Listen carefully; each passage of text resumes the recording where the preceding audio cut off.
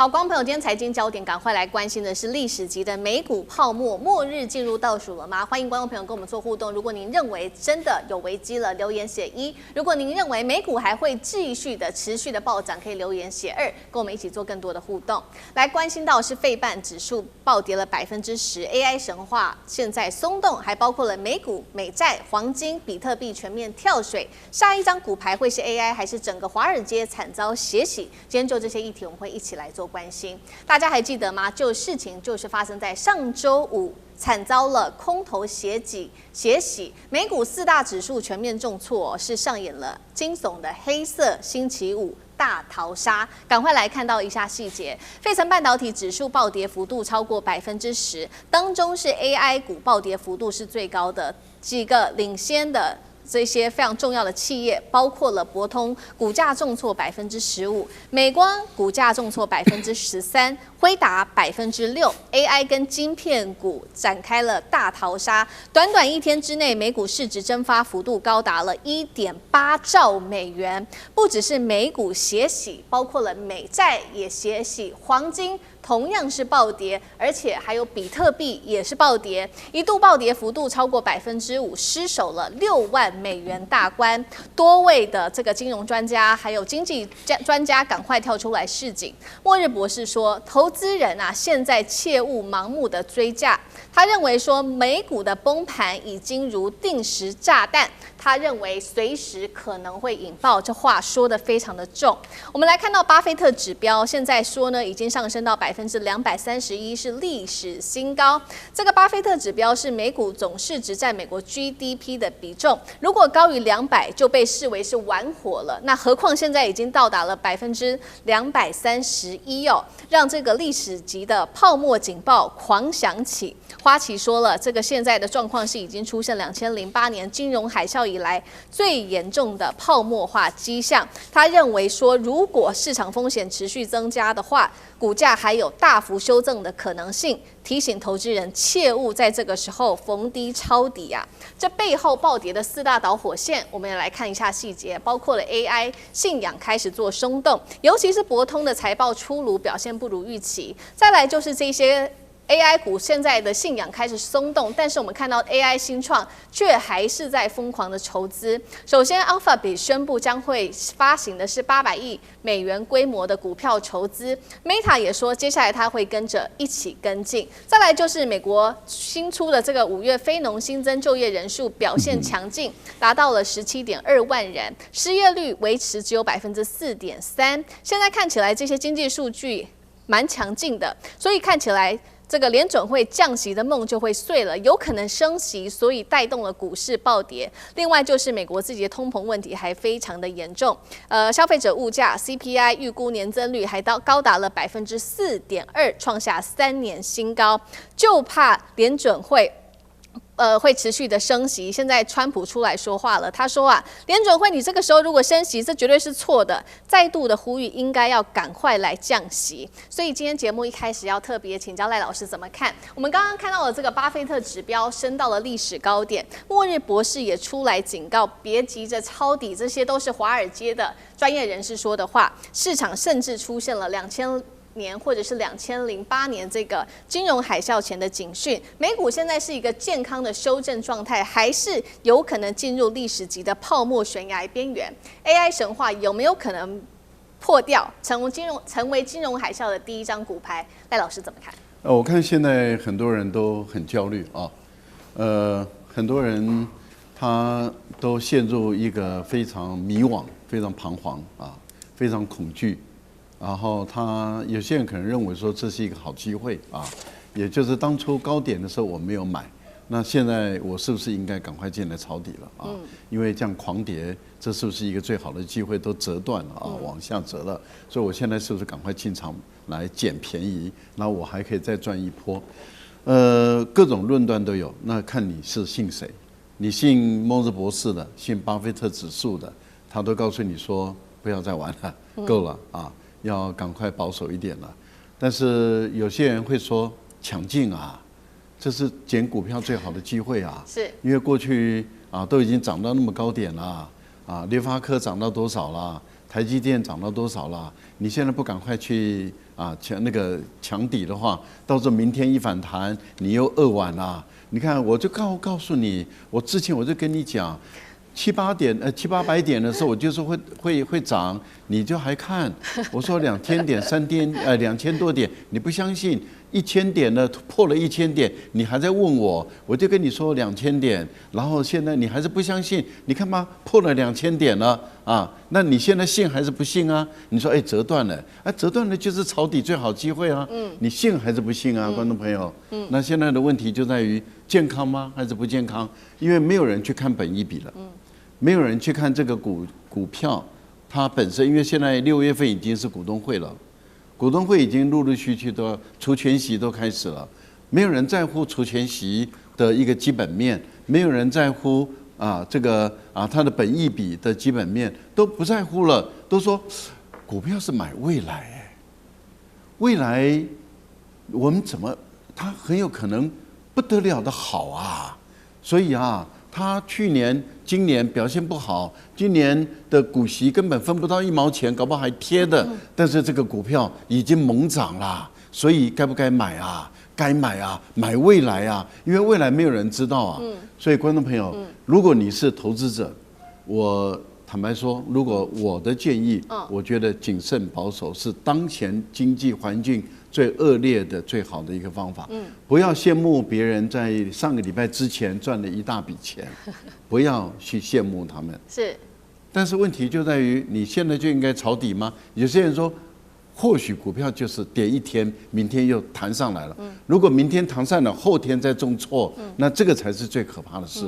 因为所有的人，专业的人他会告诉你说，最怕的就是看回不回，或是看跌不跌，也就是说应该止跌了吧？它又往下走，然后一直往下走，一直往下，像拖死狗一样，拖到最后你就没有救了。我觉得目前来说，有很多很资深的都已经告诉你说危险，危险的时候，我个人认为，当你的每1毛钱赚的都不容易的时候，这么多人喊你危险，你不要去不要去贪，说我上次没有抢到。搭上列车，我就利用这段时间来搭列车。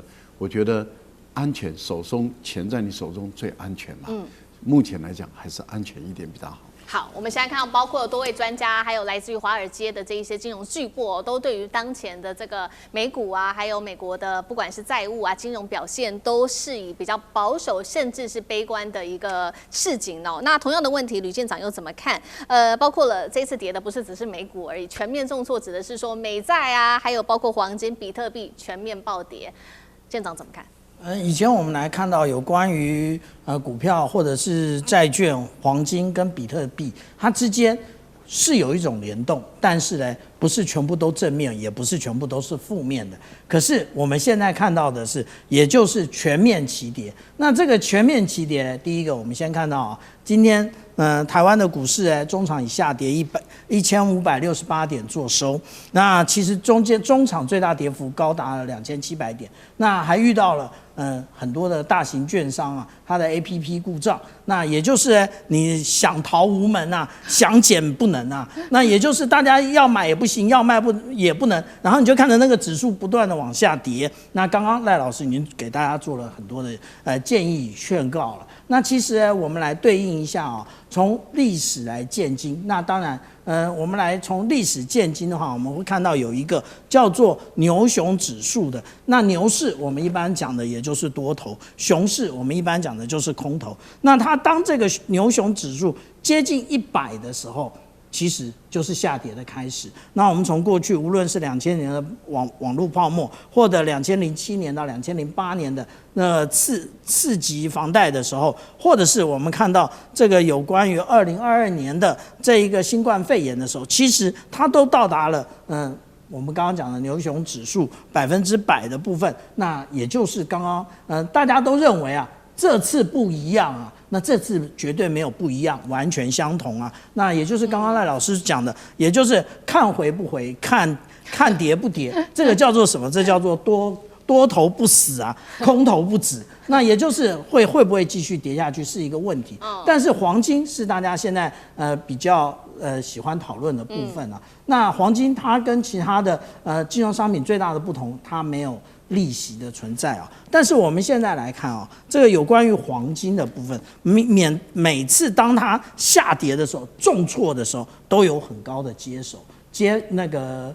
成交值，也就是接手的力道非常的足够。那为什么呢？例如说，我们来看到4月跟去年的跟今年的2月都分别有一次，然后前几天也是如此。为什么是这样？其实真正后面最大的作手，也就是各国的中央银行，因为在各国的中央银行历经了，也就是看到了美国是如何的对待，无论是这个俄罗斯，或者是我们看到的这伊朗，都知道，如果你现在不是持有黄金，你的币值不是跟黄金联动，而是跟美元联动的话，随时美国要你死，你就是死啊。那所以也就是。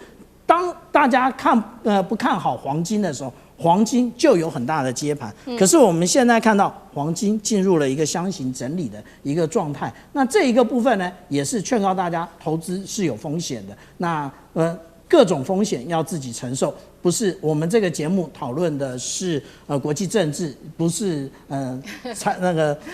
股票分析啊，所以大家要特别小心。